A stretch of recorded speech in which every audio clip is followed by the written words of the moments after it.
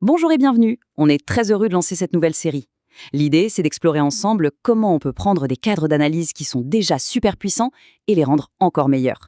Comment? Pour vraiment transformer les organisations et décupler les compétences. Et pour commencer cette aventure, on va poser les bases, les fondations, avec un outil qui est juste essentiel aujourd'hui pour quiconque s'attaque à la complexité, l'analyse du travail cognitif. Alors allons-y, plongeons directement dans le vif du sujet. Le grand défi, vraiment, celui que rencontrent quasiment toutes les industries modernes, c'est ça, la complexité. C'est un mot qu'on entend partout, mais qu'est-ce que ça implique vraiment au quotidien? Voilà la question fondamentale. Comment on fait pour concevoir des systèmes qui sont de vrais soutiens pour les gens dans un monde qui, on le sait tous, est de plus en plus dynamique, ambigu et imprévisible? Parce que soyons honnêtes, les approches traditionnelles, celles qui nous disent exactement pas à pas comment le travail devrait être fait, eh bien, elles foncent droit dans le mur dès que l'inattendu pointe le bout de son nez. Elles sont trop rigides, elles ne savent pas gérer l'imprévu. Et cette citation d'Eric Olnagel, elle résume tout parfaitement. La complexité ne peut être supprimée, seulement cachée. Et cacher la complexité est risqué. C'est tellement vrai. Essayer de mettre la complexité sous le tapis, ce n'est pas une solution. C'est même la porte ouverte au problème, parce que tôt ou tard, elle nous rattrape. Non, ce qu'il faut, c'est une approche qui la regarde en face, qui l'affronte. Et c'est là qu'intervient une perspective complètement différente. Un cadre de travail qui a été pensé justement pour relever ce défi. C'est l'analyse du travail cognitif, qu'on va souvent appeler ATC. Alors, l'ATC, qu'est-ce que c'est au fond?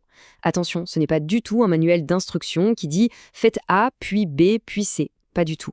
L'idée, c'est plutôt de dessiner une carte complète de l'environnement de travail, de comprendre ses objectifs profonds, son fonctionnement, mais surtout les contraintes, les limites du terrain de jeu.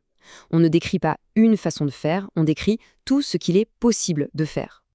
Et c'est là qu'on voit tout le changement de philosophie. Ce tableau, il est super parlant. D'un côté, on a l'approche normative, classique, qui dit comment le travail devrait se passer. C'est un peu comme un GPS qui vous donne un seul itinéraire, sans alternative. Si la route est bloquée, tant pis. De l'autre côté, l'approche formative de l'ATC. Elle ne donne pas un itinéraire, elle donne la carte complète du territoire. Elle décrit comment le travail pourrait se faire, en montrant toutes les routes possibles, tous les chemins de traverse. Et ça permet de s'adapter, d'être flexible face aux imprévus. Cette citation de Kim Vicenté, elle met le doigt dessus. L'ATC, ça cherche à voir comment le travail pourrait être fait, si on donnait les bons outils aux gens. Le but, ce n'est pas de contrôler, c'est de donner les moyens. C'est de révéler tout le potentiel d'un environnement pour que les personnes puissent naviguer dedans de la manière la plus intelligente et adaptative possible. Ok, tout ça, c'est la philosophie. Mais concrètement, comment ça marche? Comment l'ATC fait pour dessiner cette fameuse carte? Eh bien, la méthode utilise ce qu'on peut appeler 5 lentilles d'analyse. 5 angles de vue différents qui se superposent pour donner une image complète et profonde du travail. Voilà ces 5 phases. Mais attention, il ne faut pas les voir comme des étapes linéaires, 1, 2, 3, 4, 5 et c'est fini. Non, c'est vraiment comme si on mettait des lunettes différentes à chaque fois. On commence très large avec l'analyse du domaine de travail, pourquoi ce système existe, c'est sa raison d'être. Puis on zoome un peu, quel travail doit être fait, c'est l'analyse des tâches. Ensuite, comment on peut le faire, ce sont les stratégies. Puis, qui fait quoi, l'organisation sociale. Et enfin, on arrive au niveau le plus fin, de quoi les gens ont besoin pour y arriver, ce sont les compétences. On part du pourquoi pour arriver au avec quoi. Bon, la théorie c'est bien beau, mais à quoi ça sert dans la vraie vie? C'est là que ça devient vraiment intéressant, parce que la force de l'ATC, c'est justement sa polyvalence. On va voir quelques exemples concrets. Parce qu'on obtient une compréhension si fine, si profonde d'un système de travail, les applications sont super larges. On peut s'en servir pour quoi? Pour concevoir des interfaces bien meilleures, pour évaluer celles qui existent, pour faire des analyses de besoins en formation qui tapent vraiment dans le mille. Mais ça va plus loin. On peut l'utiliser pour concevoir la structure même d'une équipe, pour définir précisément de quelle information les gens ont besoin, ou même pour imaginer des stratégies de gestion des erreurs. C'est un vrai couteau suisse. Et on ne parle pas de n'importe quel domaine. On retrouve l'ATC dans des secteurs où l'erreur n'est pas une option. Dans la défense, le commandement militaire, le contrôle du trafic aérien. Imaginez la complexité. Mais aussi dans le contrôle de centrales électriques, dans la santé, par exemple pour la répartition des ambulances, ou encore dans le transport ferroviaire et routier.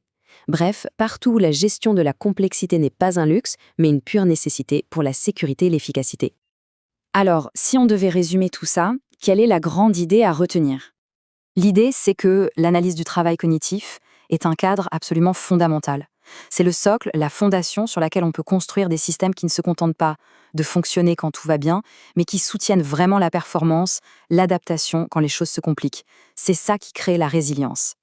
Mais une fondation, même la plus solide du monde, est-ce que ça suffit?